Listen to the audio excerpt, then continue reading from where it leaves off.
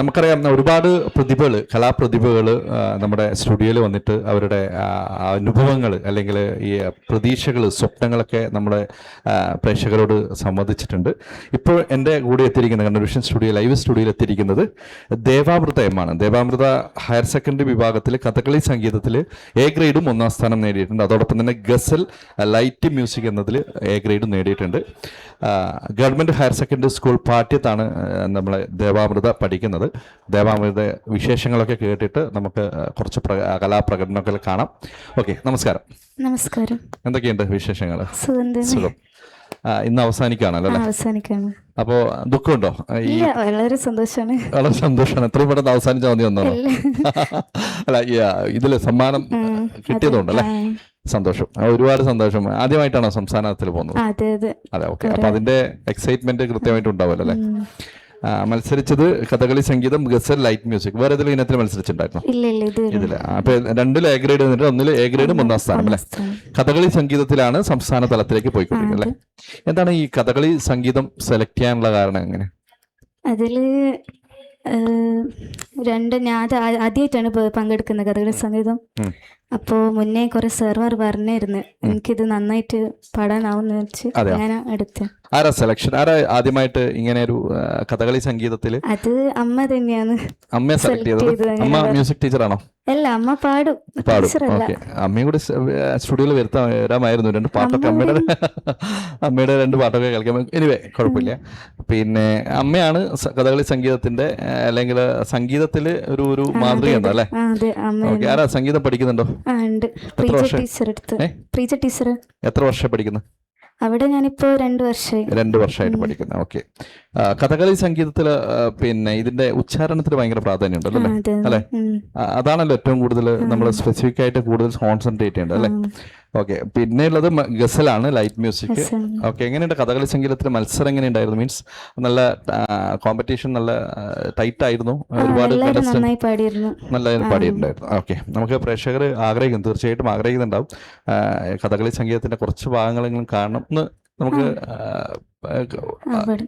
Okay, നമുക്ക് നമ്മുടെ ദേവാമൃതയുടെ കഥകളി സംഗീതത്തിലെ കുറച്ച് ഭാഗങ്ങൾ നമുക്ക് കാണാം. വസ്ത്രം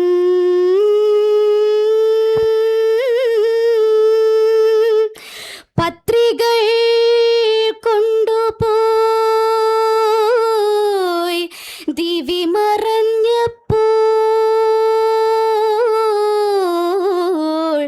അവസ്ഥ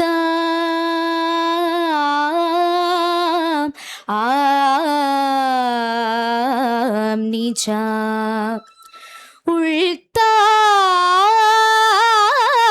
ഉൾത്താരിങ്കൽ വിചാരദിഗ്വസനായി നിന്നു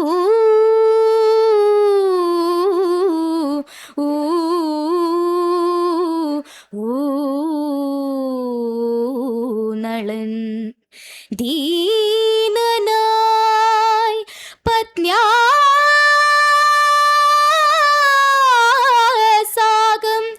ഇതസ്തതോധഗനേ ബംഭ്രമ്യമാണശുചാ നക്തം പോയ് വനമണ്ഡപം കിമപി ചിന്നധ്യാ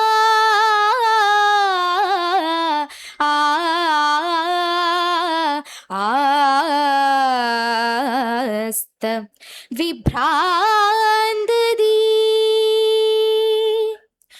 ഒരു നാളും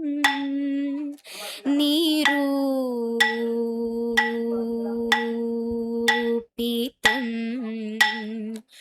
ഒരു നാളും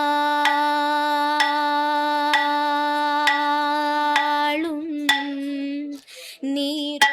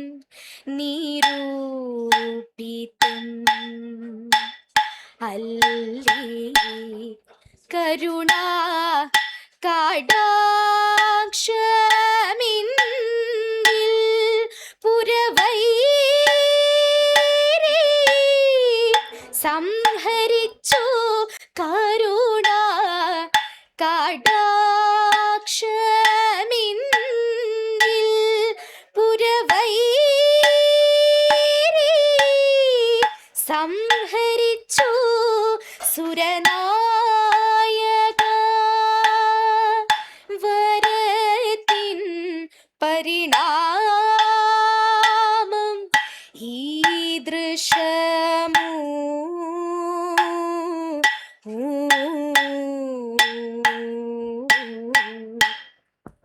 സുന്ദരീ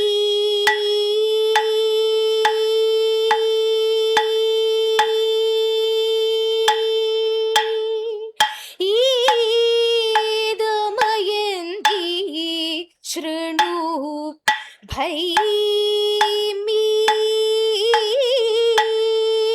നിന്നെ രക്ഷിപ്പാൻ ഇന്നാ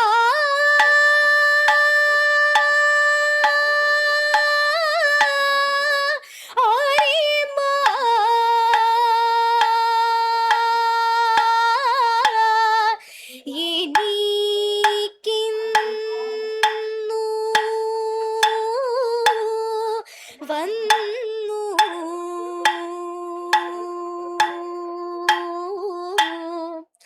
ഒന്നല്ലിനിക്കുള്ളാതി ആദി ചൊന്നാൽ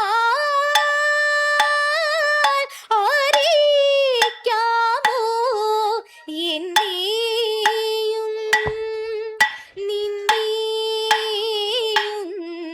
നീ കാത്തുകൊള്ളീണം.